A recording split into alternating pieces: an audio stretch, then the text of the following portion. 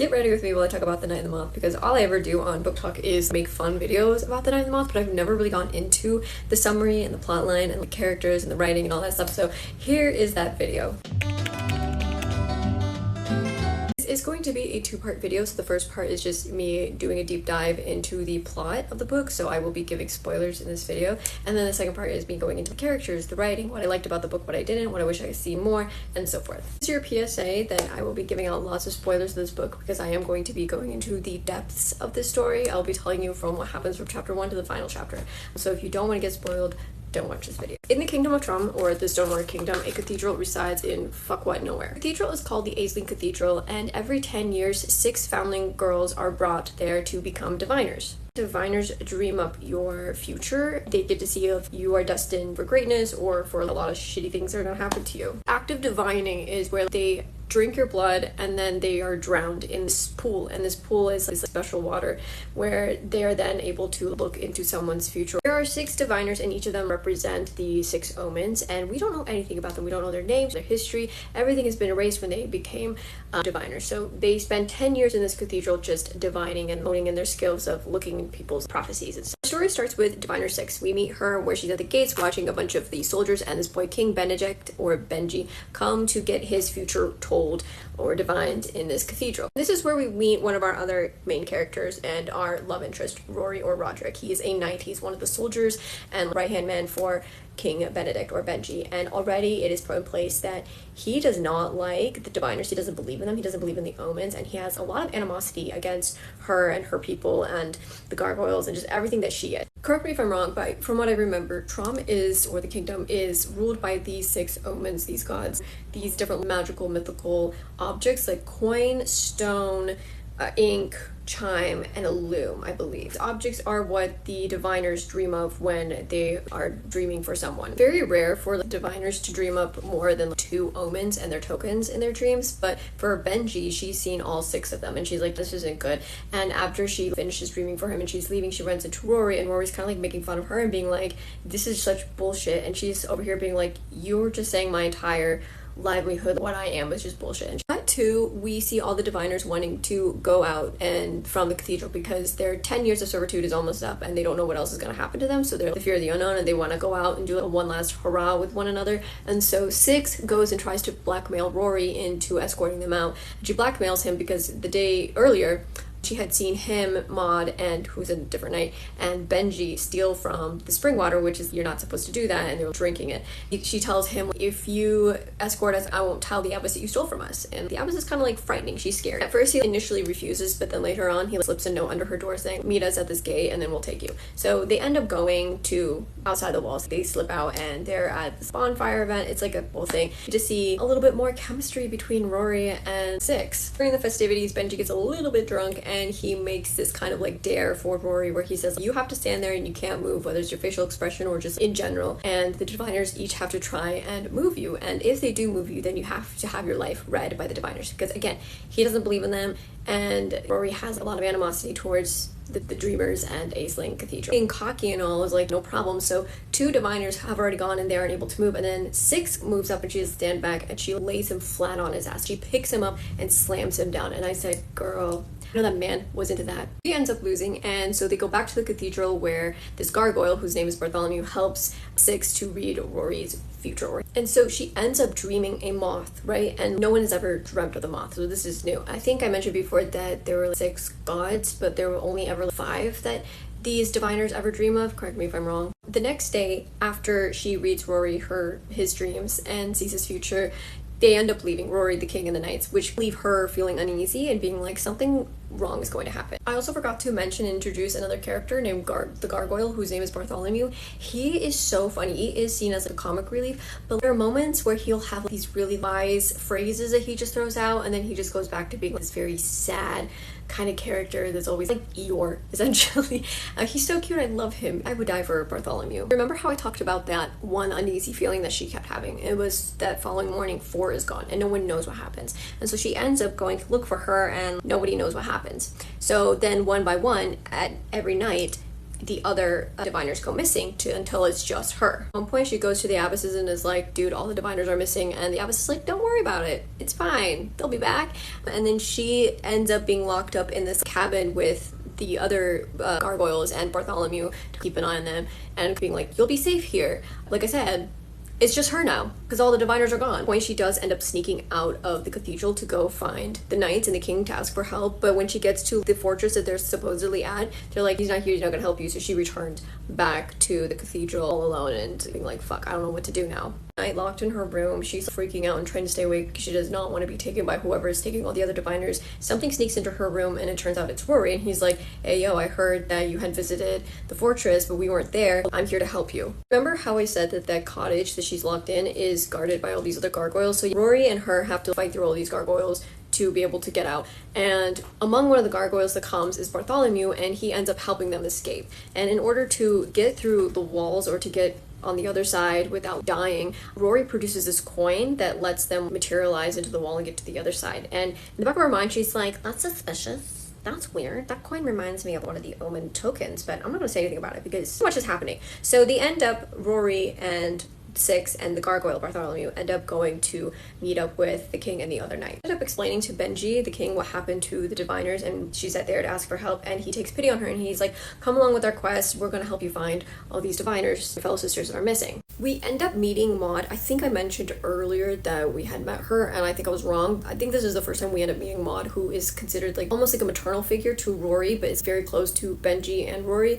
Anyways, so she, Six, and Bartholomew end up tagging along with these three characters to go do whatever that they're doing, and so they end up taking her to this scribe, and she comes to find out that this scribe is one of the omens. Benji is there being like, I'm here to fight you over your ink pot, this little inkwell, and the scribe is like, bet. And so what unfolds is a lot of magical shit happens. They're suspended in the air, he's doing his magical shit with this ink pot, and they all eventually, including Six, the scribe, kill this omen. And it kind of clicks to her that the mission that Benji is on is to find all these omens, all these gods, and kill them and take their tokens. Six starts to crash out because she's like, oh my god, you guys are coming after everything that I believe in. You're literally calling me worthless. What am I doing here? Because again, she spent 10 years of her life honing her craft of being this dreamer, this diviner, where she dreams everybody's lives, where she's dying day after day, and now you've got these people being, we're coming after these gods that are actually, hey, not immortal, and we're taking from them their tokens and trying to dismantle everything that you believe that you are and what have you. And it kind of clicks as to why Rory hates, I wouldn't say hates her, but it's the idea of the diviners. And as she's crashing out, she's run away from everyone. She and Bartholomew end up getting caught in almost a street fight, and then Rory shows up, and then she finally has a chance to cool down, and she's like, fine, you know what, I'll hear what you guys have to say. I know my life was just turned upside down, let's go back. So they end up going back, where she ends up hearing Benji out, and Benji's like, listen, this isn't really against you, but my grandfather and father have ruled the kingdom in fear and XYZ, and he's like, I want to dismantle everything about the diviners because it's a hoax, it's fraud.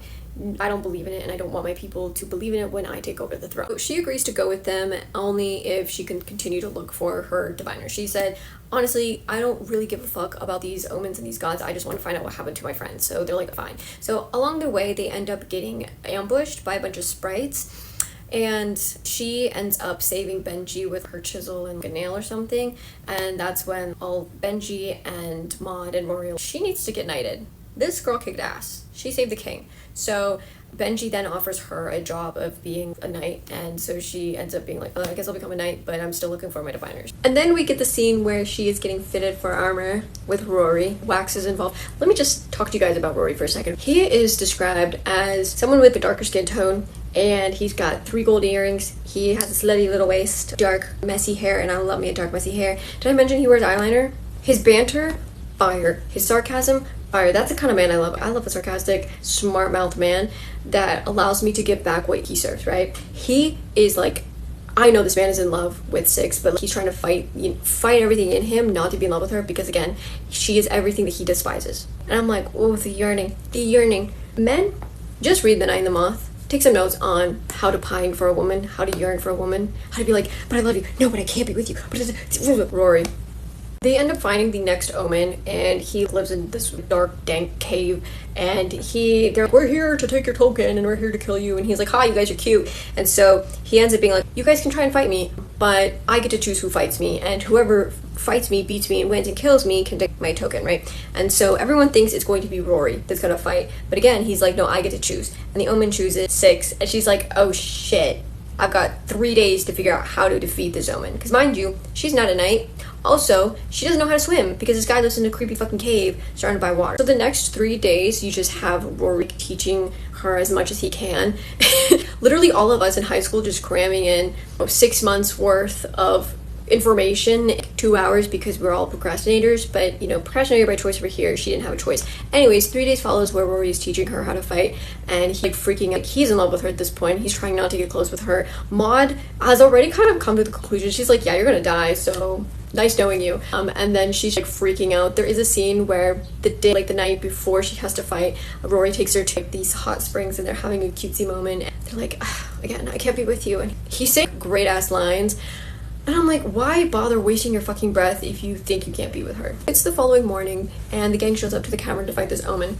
And mind you, she's in full armor, she can't swim, and where do they get to fight? On a boat in the middle of this fucking lake, right? And as they're fighting, he discloses to her that he had killed her fellow sisters, the rest of the diviners. She doesn't believe him, and he's like, I suck the mother blood, and I'm about to do the same with you. And as they're fighting, he ends up taking her shroud off, and they're starting to freak out because he's seeing her eyes. We don't know what is wrong with her eyes. It's just up until this point, we don't know why she still wears it, right? And during that moment where he's kind of stunned, she upends them and ends up drowning him and herself essentially.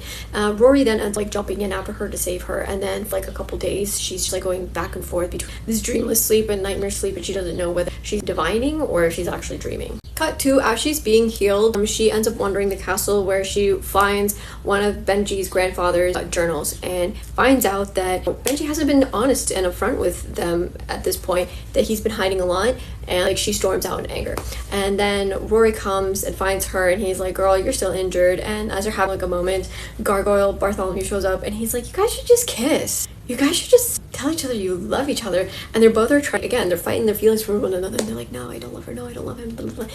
She goes to heal, and they go on their separate ways. So Benji ends up trying to apologize for not being fully honest with her, and by that he's like, here, I'll offer you a full-time position as my knight, do you want it? And she's like, fine. She becomes knighted, and before she becomes knighted, she ends up telling Rory her actual name, which is Sybil, and she's like, if I'm going to die, I want someone to at least know my real name. So she's being knighted as Sybil, and as she's vowing to serve the king, Rory tells her, you do not have to make all these vows, all these promises. You do not owe anyone anything. And that kind of pisses Benji off, because he's like, I'm trying to knight her, but I also want her to make all these oaths. And Rory doubling down, he's like, she doesn't owe you shit. Okay, first of all, she doesn't owe you anything, so she doesn't have to abide by any of the laws. So she becomes knighted, and they end up on to their next mission, which is finding the next omen. The two end finally telling each other how they feel, and they end up having, the Boombaya. And during that time, she finally takes the shroud off, and we find out what she's been hiding, behind her eyes the entire time. Mind you, she also doesn't know, what's behind her eyes. For 10 years, she's always told, you never look behind the shroud.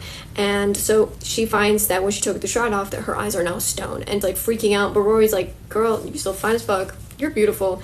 And they do the Boombaya again. The next morning, he's gone, and she's freaking out and being like, oh my gosh, he thinks I'm ugly. He just want to clap and leave. And he comes back with food, and he's like, no, if you tell me to leave, I will leave. If you tell me to stay, I will stay. And she's like, I still need to find these diviners. And he's like, then I'll go with you. He's like, I'll go to the ends of the earth with you. You just tell me what to do, and I'll do it. This man is in love with her. But then it was the following night, she and Maud and Bartholomew are all sleeping in this room. Mind you, I totally skipped a whole other part. Maud got seriously injured in one of the last attempts of killing one of the omens, and so kind of staying together, keep an eye on Maud. And this shadow, this weird creature comes into the room, it's making a lot of these click clack boom noises, and it wakes up Sybil, and she realizes this creature is standing over Bartholomew, and he's like, Bartholomew, what are you doing with him?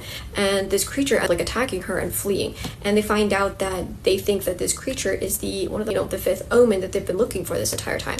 So they end up hunting down this omen and find out that this omen lives.